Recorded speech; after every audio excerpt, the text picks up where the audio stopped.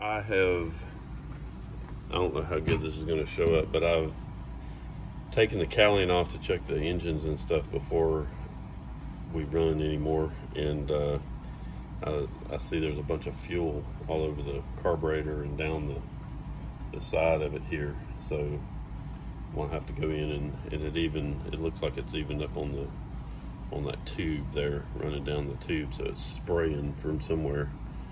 So I've got to find that, and then there's quite a bit of oil on all this stuff. I don't know how good I'm gonna be able to see it here, but there's oil on the bottom of that. I guess that is the prop governor is up here. So that's the prop governor, and it looks like it might be leaking a little bit from there, but not a whole lot. There's some up inside up there. I need to figure out what that little piece right there is. And then down this way, we've got a little bit of oil. Let's see, that would be the vacuum pump over here. So it may be, it's either that mag bracket right there or the vacuum pump. One of the two of those are leaking, and then now I've got a new fuel leak that I need to see if I can find. So this is kind of par for the course. You gotta check these things and on a regular basis and make sure that everything is good. But you can see that carburetor is pretty wet, and mainly with oil, but it does have some fuel stains on it, so I need to figure out where that's coming from. And then looking around here, there's some oil that's running down the breather box, but again, I think it's coming from up in there. I don't see a whole lot of oil back here on the back of the cylinders. There is a little bit, but when the air is blowing through here, it's kind of hard to spot everything. That line right there is the spark plug line, so it ain't got any oil in it for sure. At least it shouldn't.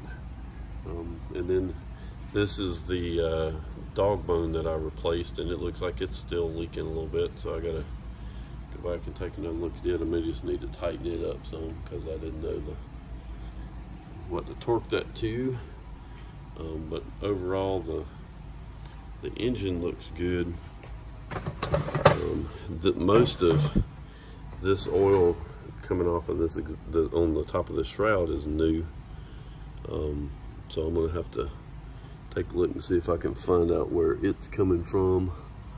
But that's the cylinder that I just got through replacing, so we'll just have to look back here. I don't really see anything wet back here, so it could be that it's just coming around from the other side, because like I said, there is oil on that breather tube there. There is oil back there on the back of that cylinder back there. I guess it would be about right in there. I don't know if that thing is actually focusing on what I want it to focus on though. There we go, about right in there. So overall, this side of the engine looks pretty good, but there's a lot of oil down on the carburetor there, and it looks like it's coming from the front side of the engine, or the back side of the engine, but the front side of that thing. So something in here is leaking a little bit of oil, and it looks like it's blowing up underneath the carburetor and then getting back here on the back, but I'll have to look at that. Oil filter is good, so, and everything else up in here looks pretty good. So we just got to find a couple oil leaks here, get them fixed, and then we should be able to get flying again. As far as the oil that is the bottom of the let's see,